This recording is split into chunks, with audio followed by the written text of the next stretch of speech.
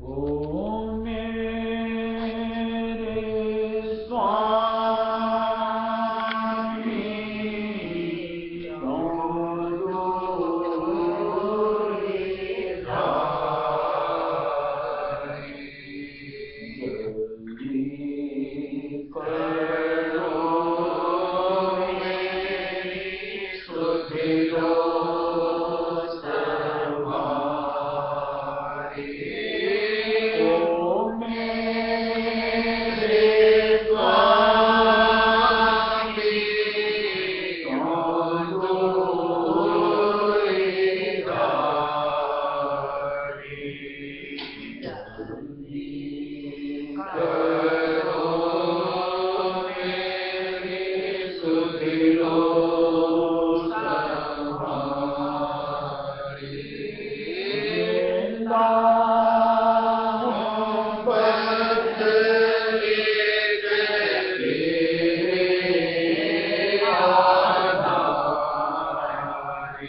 बड़ी जात नहीं लगा लो किनारी। जिंदा हूँ बस एक तेरे आधारी,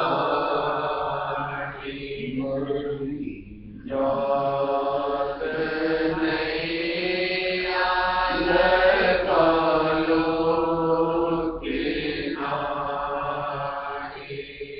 फिर देखे अंतर लगी है पुकारी, तेरे सिवा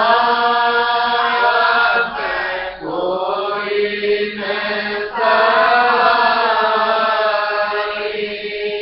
फिर देखे अंतर लगी है पुकारी, तेरे सिवा कोई न सहारी। जल्दी समाया बहु हाथ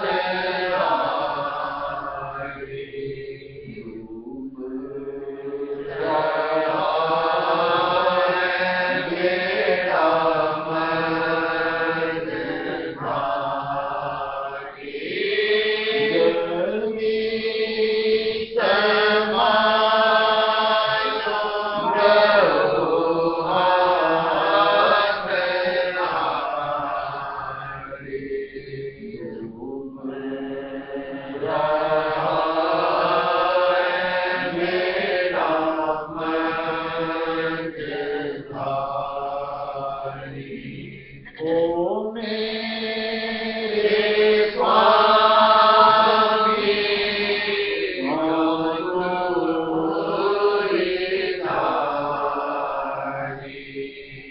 जल्दी करो मेरी सुधि लो समारी। जिंदा हूँ बस एक तेरे आधारी, बड़ी जात नहीं लगा लो किनारी। जिंदा हूँ बस एक तेरे आधारी, बड़ी जात नहीं लगा लो किनारी। शब्दों के तुम हो भंडार भारी, दे दो जय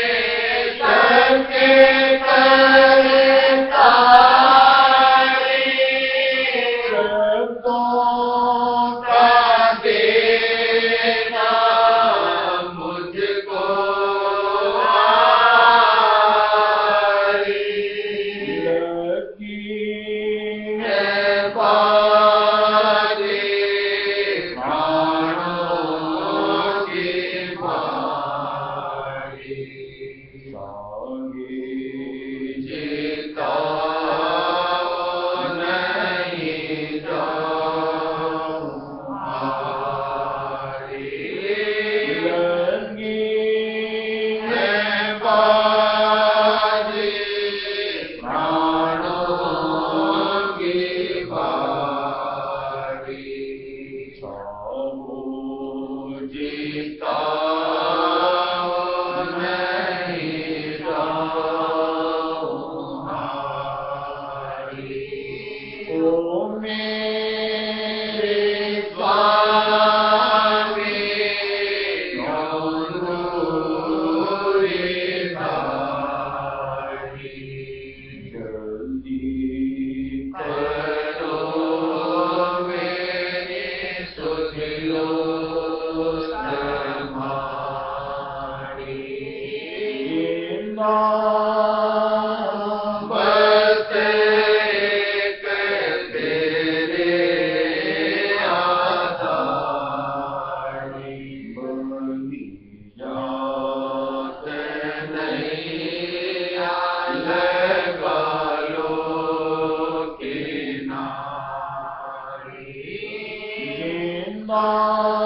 मोहब्बत एक तेरे आधारी,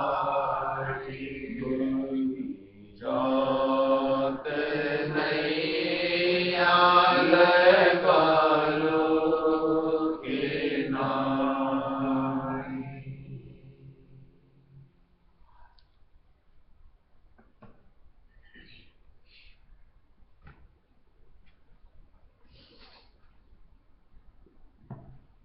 देखो यहाँ पे काल ने हम लोगों को जकड़ रखा है, कैद में बंद कर रखा है। यहाँ हम अगर उनसे अपने रिहाई की भीख मांगे, चाहे जितने आप अपनी तरफ से वेदना से कहो, कुछ भी कहो, उसे कोई फर्क नहीं पड़ता।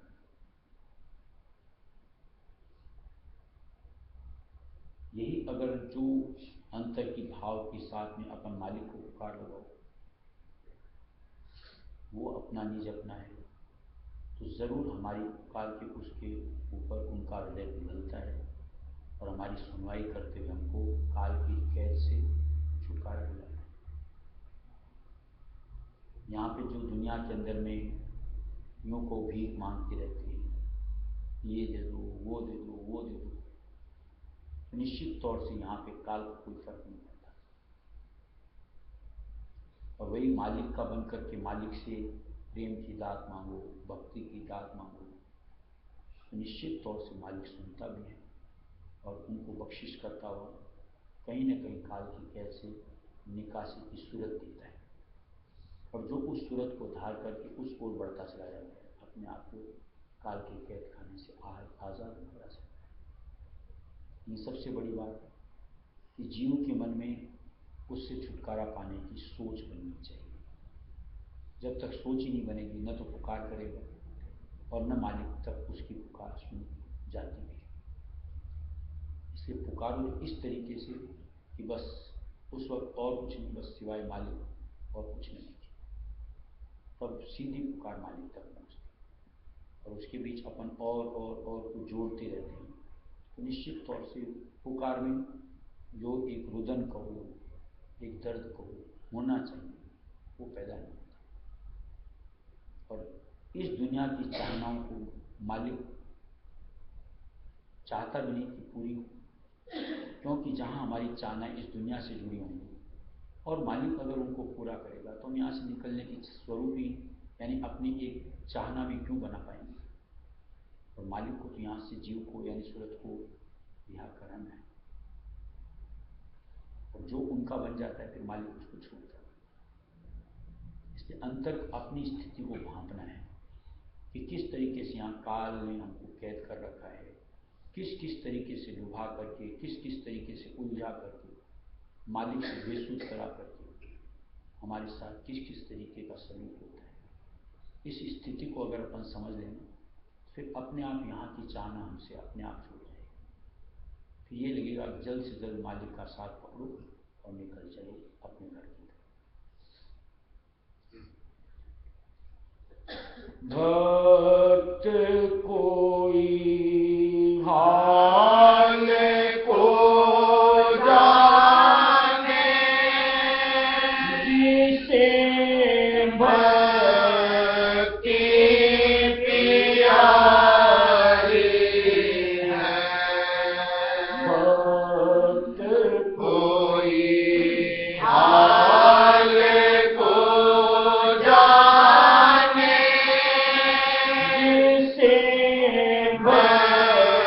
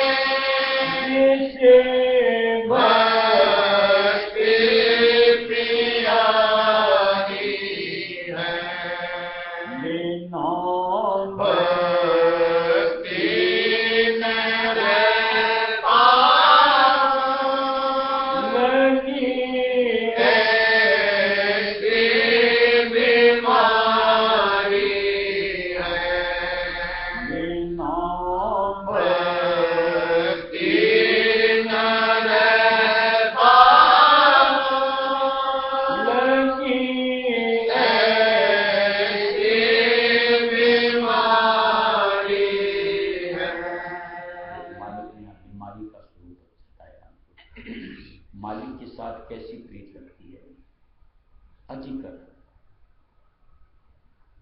उस वक्त इंसान को कुछ नहीं सूझता सिवाय मालिक के, सिवाय अपने मालिक के, सिवाय अपने गुरु के, सिवाय अपने प्रीतम के, बस। और मन करता है बस किसी भी तरीके से हो, बस उनका संग चाहिए। और जिसकी ऐसी धारणा बन जाएगी, फिर क्या उसका दुनिया में मन लग सकता है? उसकी बेकली ऐसी हो जाती है कि बस किसी तरीके से फंद से छूटो और बस सीधे मालिक तक पहुंचो। इसके लिए पहले भी बताया था, जैसे लाला राम ने भागता कैसे यहाँ से कलकत्ता पहुंचा था, कुछ सूझा था उसको कि पैसा है कि नहीं, टिकट लेनी पड़ती है कि क्या करना पड़ता है, ठिकाना पत्थर भी चाहिए।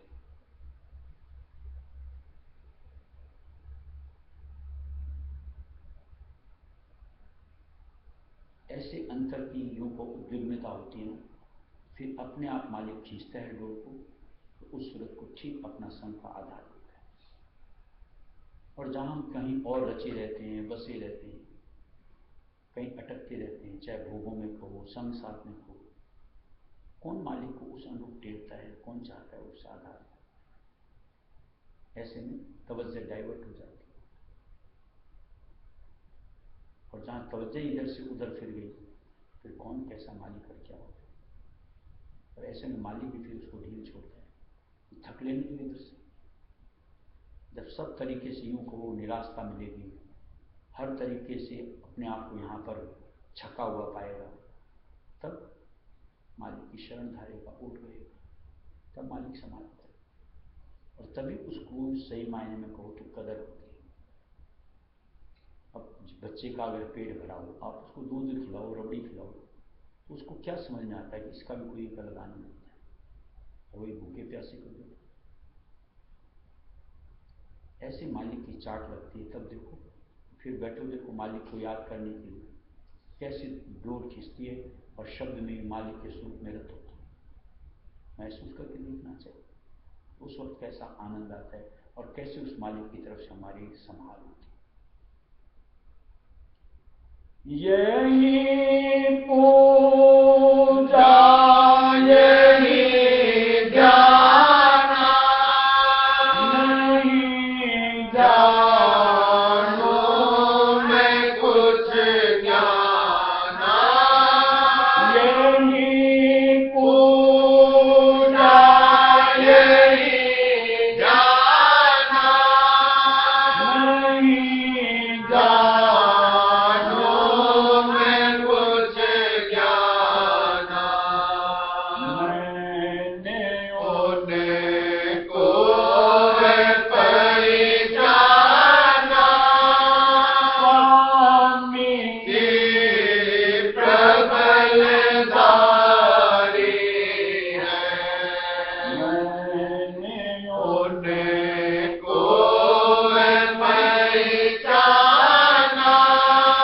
स्वामी कि प्रबल धारी है, भले कोई हाल को जाने, जीते भक्ति प्यारी है, बिना भक्ति न पाऊं, लगी ऐसी बीमारी है, बिना भक्ति न पाऊं, लगी ऐसी बीमारी है, टूट नहीं तार चिन्ह मेरा, उठत है अंतर से तेरा, टूट नहीं तार चिन्ह मेरा, उठत है अंतर से तेरा,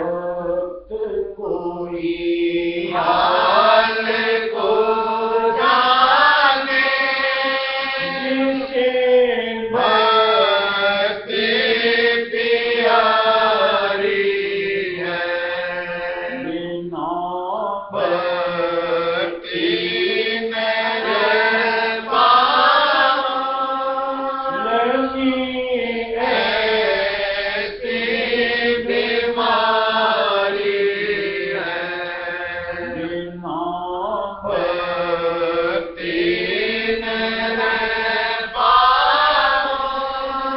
लगी ऐसी बीमारी है मेरे भगवंत राधा स्वामी दया करे करे सबका कामी मेरे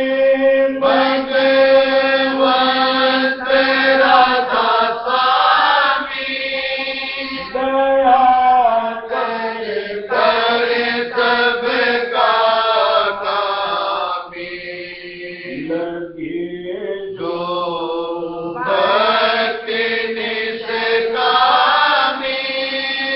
सभी को देंगे निज धामी लगे जो भक्ति निष्कामी सभी को देंगे निज धामी भक्त कोई हाल को जाने जिसे भक्ति प्यारी है बिना भक्ति मेरे पास लगी ऐसी बीमारी है बिना भक्ति मेरे पास लगी ऐसी बीमारी है देखो प्रीत की डोर एक ऐसी होती है ना कि जिसके बस आदमी कहीं पर भी वो खींचा चलाता है। इस नश्वर प्रीत में जहाँ इतनी ताकत अपन देखते हैं तो मालिक की प्रीत तो उससे न जाने कितनी प्रबल होती है। फिर कहीं जीव यानी जिसकी ऐसी प्रीत लग जाती है किसी भी कारण से क्या अटक सकता है। और कहीं अगर हम अटकते हैं तो अपने आप को ही विचार करना चाहिए क्या कहाँ पर मेरी रुख हो सोच विचार कि किंतु परंतु कि कहाँ पर अटके हुए हैं। थोड़ी सी जैसे बताते हैं जैसे मान लीजिए प्रेमाबाई बेटी महाराज के टाइम के अंदर में कैसा प्रीत थी खुद इन्हीं से पूछो। हर वक्त एक लगन रहती थी हर वक्त महाराज ही याद आते क्या आज है उनकी वैसे मुंह पे बोलता हूँ कहाँ अटक गए घर परिवार पोता पोती न जाने कहाँ। ये तो खुद इनको विचार करना चाहिए। नहीं तो यहाँ तक देखा गया आज जैसे मान लो ये लोग कैलाश वगैरह झाड़ग्राम से आते थे सारी दुनिया का बाजार का काम करके भी ट्रेन पकड़नी होती थी फिर भी एक बार मुलाकात करना है तो करना है। भागते दौड़ते माने कितना यूं को जोखिम जान पर लेकर फिर भी मिल करके ही जाते थे। आज इस तरीके की उमंग में ठंडी पड़ गई देखो भंडारे छूटते हैं तो छूटते हैं। और हकीकत में कहो तो रायसवी मत में सारा खेला ही उमंग का होता है। आज जैसे भाई और बैठे आराम से कोई भंडारा होगा कब आ रहे हो अपना मन नहीं करता कि हम भी कहीं चला करके चले जाएं उनके पास कभी नहीं होता। ये प्रीत का स्वरूप नहीं होता। कोई अच्छा माने बुरा माने यानी सहूलियत से मिल जाए तो बहुत अच्छा है और नहीं मिले तो भी चलता है। प्रीत का स्वरूप ऐसा है। क्या कहते हैं कि 7 समुद्र लाख के भी आदमी पहुंचता है, प्रीत उसको कहते। हमारी मालिक के साथ कैसी प्रीत है कि हम कहीं अपने आप को जरा से भी, हाँ ठीक है बोला जाओ, अभी तो ये काम, अभी तो वो काम, 100 बहाने कर लेते हैं। तो ऐसी सूरत में काल से छुटकारा नहीं होता, क्योंकि जैसे सत्संग में कितनी मर्तबा जैसे कहते हैं, उसके पास तो एक से बढ़कर एक जुगतियां हैं। कभी कोई सा पासा फेंकता है, कभी कोई सा पासा फेंकता है, और हम उनमें उलझते रहते हैं। ठीक है, बैठे हो, घर बैठे गंगा जी आ जाओ तो नहा लेंगे, नहीं तो हम लोग बिना नहाए हुए 1 साल 2 साल 10 साल भी बैठे हैं तो बैठे। इसको प्रीत बोलते हैं, समझ में नहीं आता।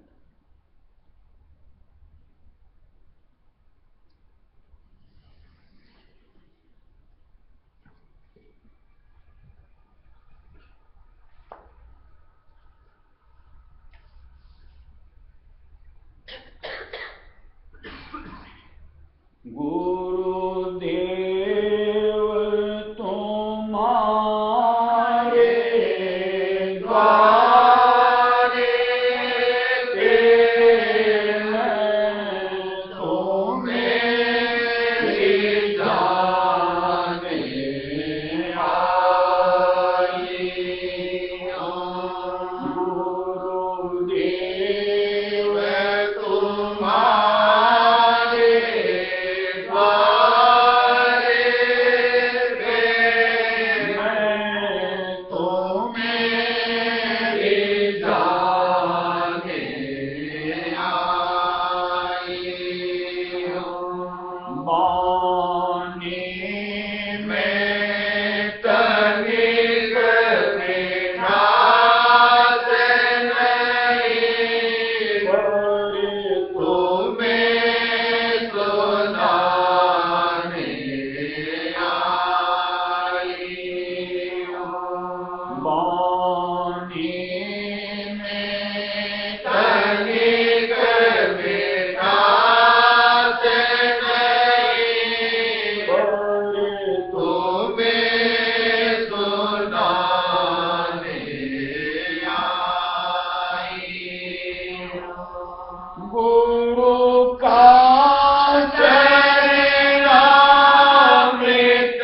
लेने को है पास मेरे कोई बात नहीं। गुरु का चरणामृत लेने को है पास मेरे कोई बात नहीं। आँखों के दोनों प्यालों में कुछ भीख मांगने आई। आँखों के दोनों प्यालों में कुछ भीख मांगने आई। गुरुदेव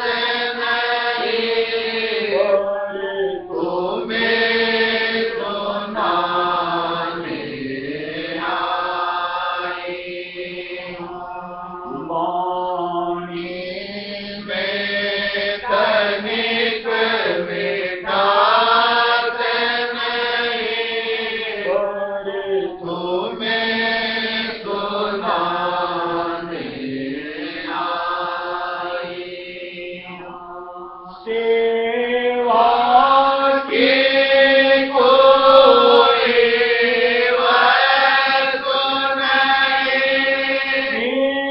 भी मेरा साहस देखो। सेवा के कोई वस्तु नहीं, भी मेरा साहस देखो। रो करे आज आंसुओं का मैं हार चढ़ाने आई हूँ।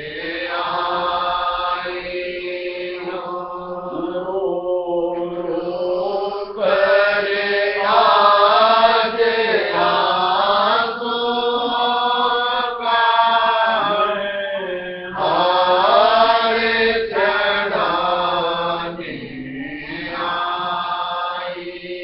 हूँ। गुरुदेव तुम्हारे द्वारे पे तो मेरे जाने आई हूँ। वाणी में तनिक मिठास नहीं, तुम्हें सुनाने आई हूँ। वाणी में तनिक मिठास नहीं, तुम्हें सुनाने आई हूँ। देखो, मुंह के ऊपर तो किसी की यूं को बड़ाई बोलनी नहीं चाहिए। अभी पीछे सूरत है, चिराग ने 15 दिन की छुट्टी ली थी। गए थे तो सुबह का भी सत्संग अच्छे से हो, दोपहर में किताब पढ़ते तो उसमें भी अटेंडेंस दे। 15 दिन की ऑफिस से छुट्टी। कहीं लाभ का स्वरूप ऐसा होना चाहिए कि आज मालिक के नाम के लिए इंसान को दुनिया छोटी और मालिक का साथ बढ़ा, तब लगे कि हमारे अंदर में मालिक के प्रति कुछ है। और जहाँ हर वक्त हम लोगों को दुनिया का कुछ भी कमी का होना गवारा नहीं होता, ये नुकसान हो जाएगा कि वो हो जाएगा कि वो हो जाएगा, तो साफ दरसता है कि मालिक की कदर हमको समझ नहीं। इसलिए हमको वो पहले जरूरी लगता है। अगर थोड़ी सी मालिक की महत्ता समझ में आ जाए तो इंसान दुनिया को तो यूं रत्खल की टोपी में डाल देता है कि बिगड़ता है तो बिगड़ेगा, कम से कम परमार्थ तो सुने। तो इसी का नाम लाभ होता है। कभी ऐसी पुकार कि क्या कुछ मालिक क्या अर्पण नहीं, कुछ नहीं है, फिर भी ऐसा लगता है सब कुछ मालिक है। जो भी है वो तो कम से कम मालिक को सुपुर्द करो। हमारे अंतर में क्या होता है, हमारे पास क्या होता है, लेकिन भाव तो कहीं से बाहर से उधार नहीं लाना पड़ता। वो तो अंतर में उपज सकता है मालिक के प्रेम को समा कर। क्या उसके लिए हमारे अंतर्मन को झकझोरना नहीं चाहिए कि जहां कहीं भी वो वहां से निकाल करके मालिक की सेवा में जुड़ी, मालिक के प्रति को जैसा दिया रो रो कर आ जा आंखों कि अंतर से इस तरीके से व्याकुलता बेचैनी कि बगैर मालिक की बस तड़प उठता है अंदर, कराह निकलती, उसको सच्ची प्रेम कहते हैं। तो जहां हम लोग भोगों में अलमस्त रहते हैं, दुनिया के अंदर भी अलमस्त रहते हैं, उसका नाम प्रीति। और ऐसी साधारण अवस्था में समय लगता है, काम तो बनता है, मैं नहीं कहता नहीं बनता, लेकिन फिर उसके अंदर में कहीं ना कहीं काल की ज्यादतियां भी झेलनी होती। इसलिए अगर थोड़ी सी भी परमार्थ की समझ और चाहते हैं कि जल्द हमारा निवेदन, अपने मन को टटोलना चाहिए कि क्यों अटक रहा है, क्या पा रहा है। अपने आप में ही तलाशेंगे अपने आप की स्थिति को तो साफ दिखेगा कि यहाँ अटक रहा हूँ, कि वहाँ अटक रहा हूँ, कि वहाँ अटक रहा हूँ, कि चाह किस ओर दौड़ रही। फिर अपने आप कहीं न कहीं मन में शर्मिंदगी आएगी कि मैं कहीं मालिक के साथ धोखाबाजी तो नहीं कर रहा, या यूं को अपने साथ तो नहीं कर रहा। तो अपने आप कहीं ना कहीं पुकार होगी मालिक से, और मालिक ठीक उस पुकार को सुन करके वहाँ से जहाँ अटकते होते इस तरह करवाता है। राधा करूं विनती